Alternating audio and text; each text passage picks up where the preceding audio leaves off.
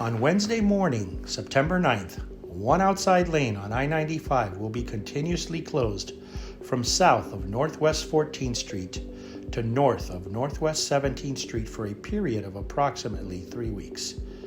Drivers heading north on I-95 can stay on the left 2 lanes to continue north or access exit 4A just north of I-395 to also continue north on I-95 or exit at the eastbound I-195 ramp.